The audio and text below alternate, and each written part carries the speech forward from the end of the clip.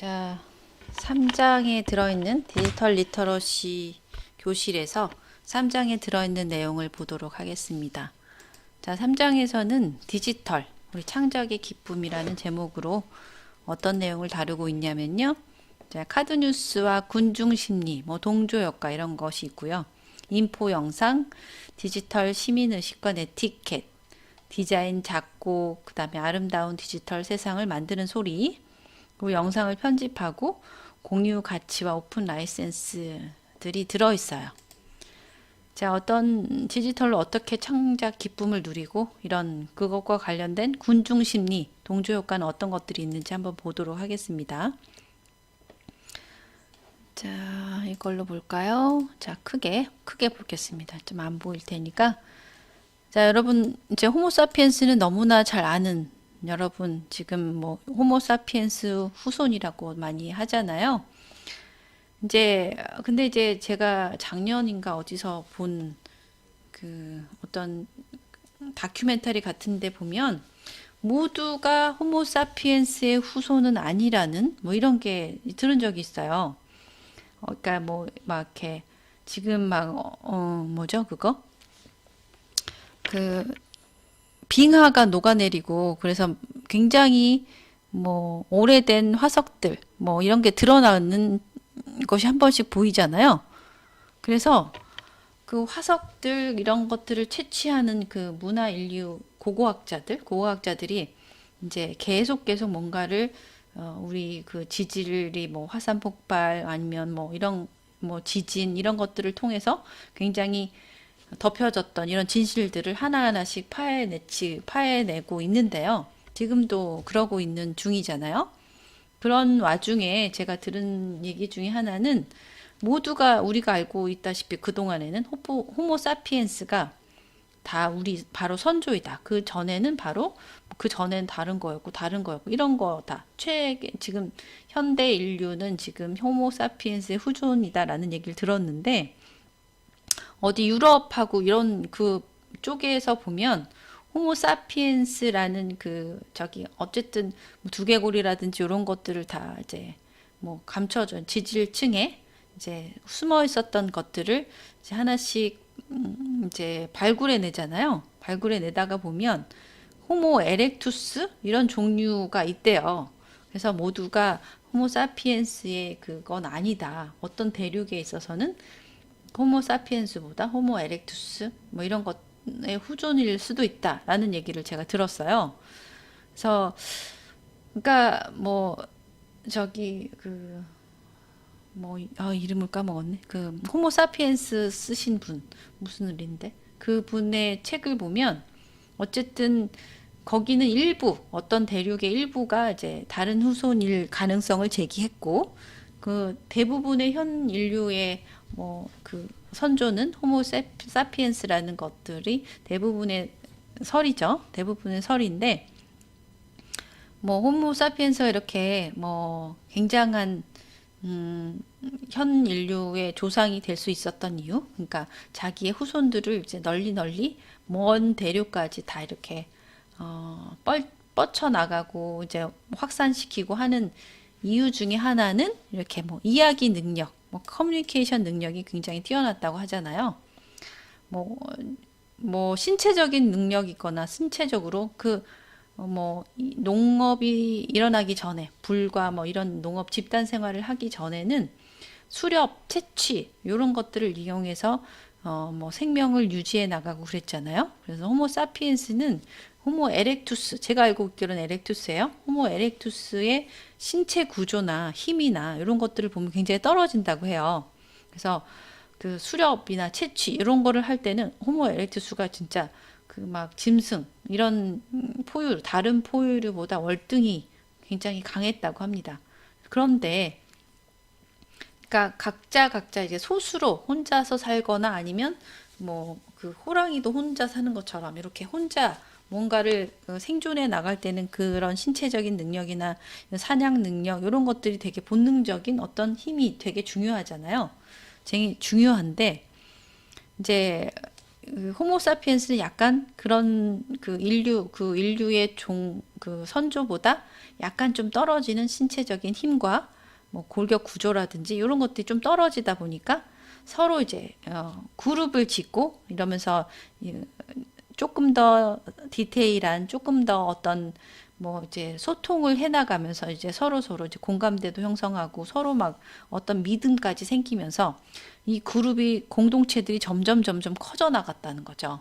그래서 이 그래서 아마 이제 호모사피엔스가 점점점 그 군집 효과 점점 넓어지고 조그만 집단에서 굉장히 커질 수 있었다는 얘기라고 제가 들었거든요. 그래서 이게 뭐 이제 근데 저도 지금도 호모사피엔스 우리 인류만이 정말 커뮤니케이션을 잘하느냐 이야기를 잘하느냐 아직 그게 지금까지의 과학 기술로 밝혀진 바로는 그렇잖아요. 근데 우리가 그 동물들의 언어, 동물들의 대화, 소통 능력을 정확히 잘 모르죠. 우리와 다른 뭐 소리와 다른 어떤 신호를 내기 때문에 잘 모를 수 있을 거 아닌가 이런 가끔 이런 생각을 저도 하게 돼요. 그래서 우리가 알기로 정말 우리가 다 판독해내고 할 수 있기 때문에 우리만이 정말 속 깊고 굉장히 뭐 심도 있는 커뮤니케이션 할 수 있다. 이렇게 착각하는 건 아닌가. 이제 좀 과학 기술이 더 발전이 되고 뭔가를 더 분석해낼 수 있는 능력이 있으면 우리보다 훨씬 정교하고 디테일한 어떤 소통을 할 수 있는 다른 뭐 식물이라든지 동물이 있지 않을까 이런 생각을 저는 가끔 해보게 됩니다. 자, 아무튼 그거는 그렇고요. 이렇게 해서 이런 공동체에서 쓰이는 공동체 어떤 전략 중에 하나가 뭐 이런 이야기 능력이나 소통 능력인데요. 그 공동체에서 지금 보이는 안 좋은 영향 중에 하나가 이제 군중 심리, 어떤 동조 현상이라고 해요. 군중 심리 어때요? 우리 그 익명성, 그러니까 디지털 세상에서 막 익명으로 댓글을 달고 그래서 되게 악플 때문에 자살하는 경우까지 우리 많이 들어보셨죠. 특히 막 그 연예인들한테 막 악플을 단다든지 하는 그런 거. 그런 것들을 이제 하도 이제 익명을 요구하는 그 사람들이 그 전체 군중에서 숨어 있는 거죠. 숨어 있어요. 숨어 있고 그래서 내가 누군지를 다른 사람이 모르는 거죠. 그렇기 때문에 이제 막 같이 동조하는 막 군중 심리, 동떨어진 모든 인간 이런 효과가 있다는 거죠. 동떨어진 생각과 행동을 해서는 안 된다라는 뿌리 깊게 있어요. 이제 이 전체의 군중들이 나쁠 수도 있고 좋을 수도 있잖아요. bad, good. 이럴 수도 있는데 만약에 나쁘더라도 이게 다 나쁘다고 해요. 나쁜 어떤 군중이라고 하면 나 혼자 아니요라고 no라고 말할 수 있는 사람이 별로 없다라는 거죠. 안 그러면 저는 도태되고 있고 왕따를 당할 수도 있고 뭐 이런 것들 때문에 그런 거에 의한 두려움이 있기 때문에 항상 궁중심리 뭐 뿌리 깊게 잡혀 있어요. 동떨어진 생각 이런 거는 안 되고 나는 같이 이런 가야 된다. 그 군중 속에 나는 속해야 한다. 이런 것들이 있어요. 그다음에 그것과 이제 같은 일맥상통하는 이제 동조 현상이 있는데 동조 현상 여러분이 그냥 전체적인 조직이나 어떤 뭐 거기 있어서 노라고 자신 있게 말하는 사람 별로 없잖아요. 그래서 TV 광고에서도 뭐 이제 노 할 수 있는 뭐 용기가 있어야 된다 이렇게 뭐 공익 광고 같은 걸 본 적이 있는데요. 자, 이렇게 동조 현상이라는 거는 이제 이런 군중에 나도 이제 동조를 하는 거죠. 좋든지 싫든지 나의 의견은 약간 배제하고 이제 동조하는 것인데 거기에 3의 법칙이 있어요. 최초로 세 사람이 어떤 역할을 했는지 좋든지 나쁘든지 간에 세 사람의 동조 역할을 하면 이게 전부 이게 무리를 전부 이끄는 효과가 된다는 거예요. 첫 번째 yes 아니면 no 이렇게 하는 사람이 있고 거기에 또 동조하는 사람이 한 두 사람만 나오더라도 이 모든 여기가 만약에 1, 이 사람이 먼저 했어요. 그다음에 2, 3이 있어요. 이렇게 3이 있다고 하면 이 전체 중에 한 세 사람만 뭔가를 이제 이끌면 나머지 모든 사람들은 다 따라오게 돼 있다는 그런 효과입니다. 이제 3의 법칙이라는 게 그런 게 있는데요. 자, 그래서 이제 여기에 예를 한번 보겠습니다. 여기 그림에서 좋은 예, 나쁜 예가 있어요. 여기는 나쁜 예, 여기는 좋은 예입니다. 자, 여기 보시면 대구 지하철 참사 여러분이 2003년에 있었는데 여러분은 잘 모르실 수도 있어요. 대구 지하철 참사가 났는데 여기 보시면 다 앉아 있잖아요. 뛰쳐나가지 않고 앉아 있어요. 죽거나 뭐 부상당하거나 사람들은 지금 연기가 막 뭉게뭉게 피어오르는데도 계속 사람들이 앉아있기 때문에 괜찮은가 보다 하고 탈출 시도를 하지 않는 거예요. 그래서 이렇게 모든 사람들이 여기서 그냥 그 불보다도 이런 그 가스 때문에 뭐 질식해서 죽는 것들이 훨씬 확률이 높다 그러는 거잖아요. 그래서 죽거나 부상당한 사람, 여기는 이런 사람들이 연기를 보고도 탈출하지 않은 여러 사람들이 있기 때문에 나 혼자 탈출하지 않는 거죠. 이렇게 안 좋은 동조 효과가 있어요. 부정적인 동조 효과, 긍정적인 동조 효과가 있습니다. 여기는 보세요. 2003년에 똑같이 지하철 2호선에 철로에 빠진 사람이 있었어요. 여기 어딘가 있었나 봐요. 그러면 어떤 사람이 이 사람이 먼저 이제 이거 밀자고 하지 않지만 밀었어요. 여기 사람이 따라했어요. 여기 똑같은 사람이 따라했어요. 그래서 여기에 서 있는 모든 사람들이 얘를 다 민 거죠. 그래서 이제 여기 떨어져 있는 사람을 구출한 그런 좋은 예가 있는 거죠. 이제는 또 우리 굉장히 어려운 안타까운 사건 중에 하나도 뭐 진도 앞바다에서 이제 참사한 있잖아요. 그러니까 어느 하나가 그분 중에 하나가 그냥 뭐 위에 가만히 있으라고 해도 이제 선생님이나 어떤 사람들을 우리 나가야 된다, 탈출해야 된다 이렇게 했으면 다 살 수도 있었을 문제예요. 그런데 이제 거기 동조 효과, 안 좋은 거기도 부정적인 동조 효과 중에 하나라고 할 수 있죠. 그렇게 해가지고 지금 거의 정말 안타까운 목숨을 다 잃은 적이 있는데요.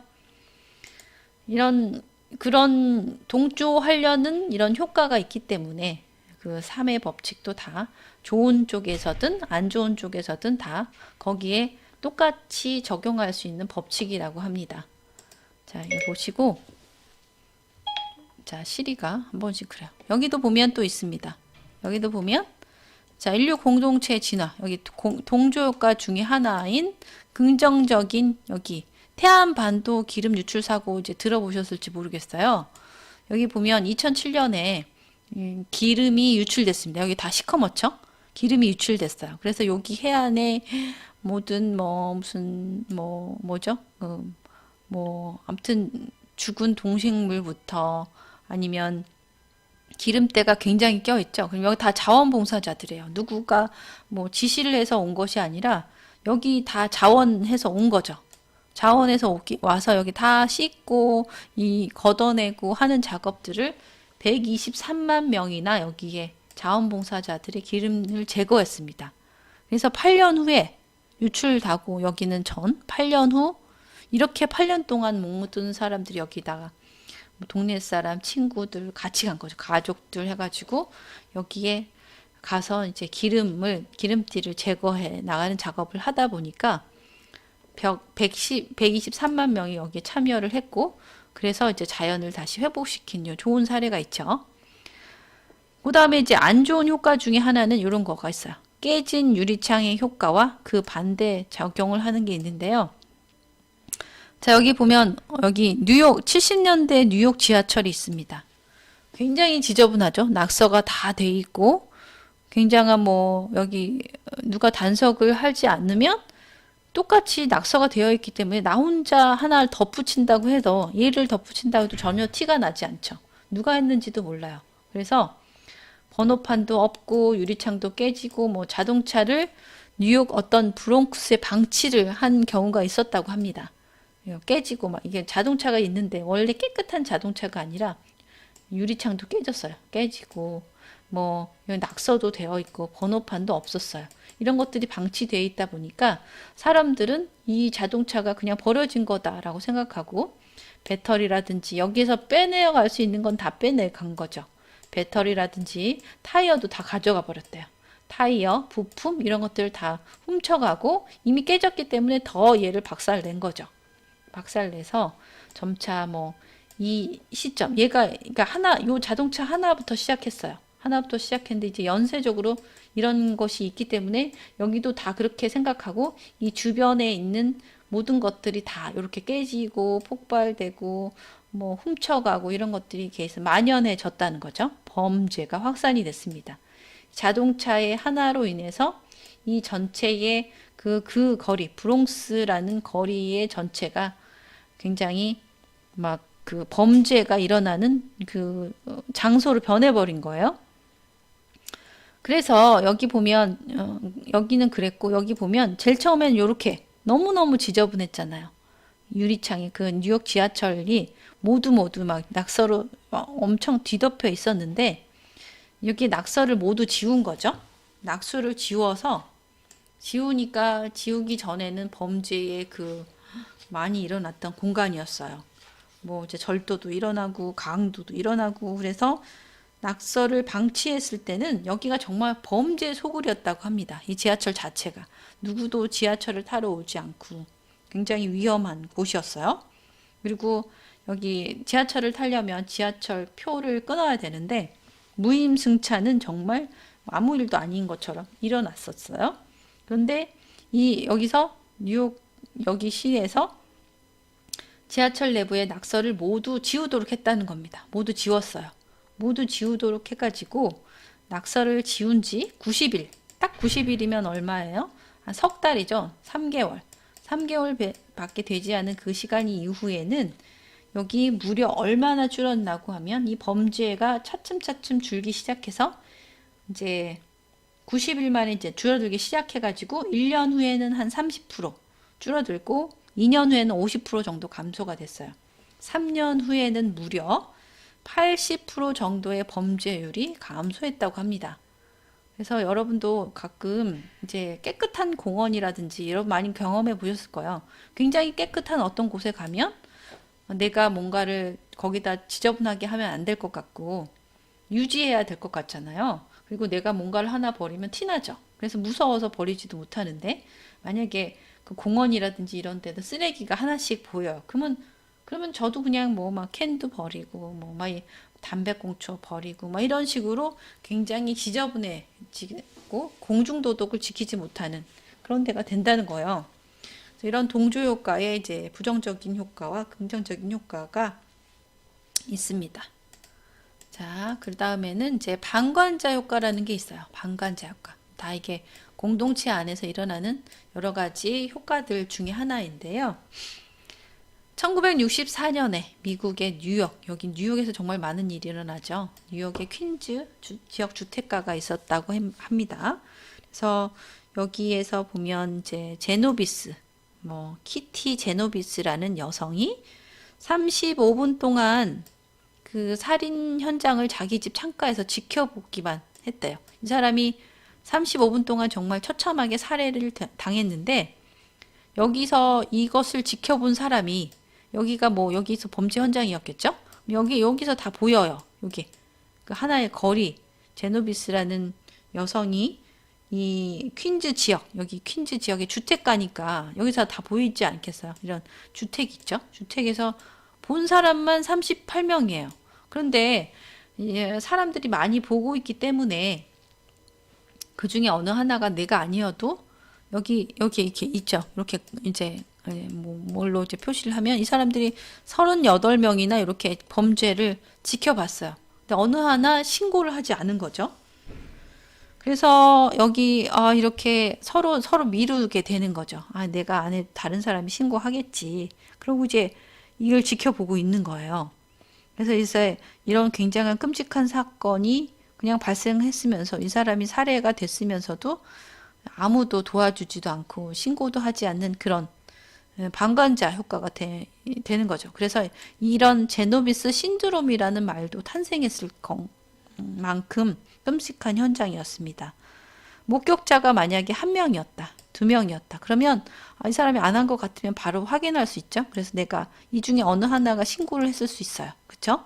근데 목격자가 이 38명이라는 숫자가 조금 많잖아요. 지켜본 사람이 많기 때문에 많으면 많을수록 책임감은 점점점 그 n분의 1, 38분의 일로 줄어드는 거예요. 이 중에 어떤 하나가 했겠지. 내가 신고 안 하더라도 나는 뭐 38명 중에 그냥 고작 하나일 뿐인데 이렇게 생각을 하는 거죠.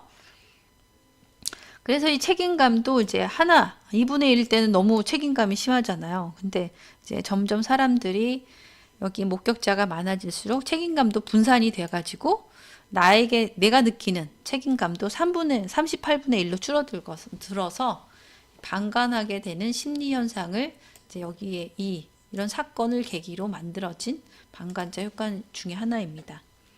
안타까운 현실이죠.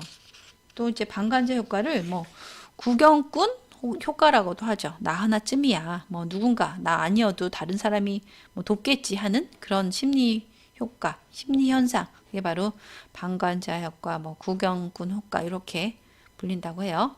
이름은 제노비스 신드롬이라고 여기 나오는 거고요.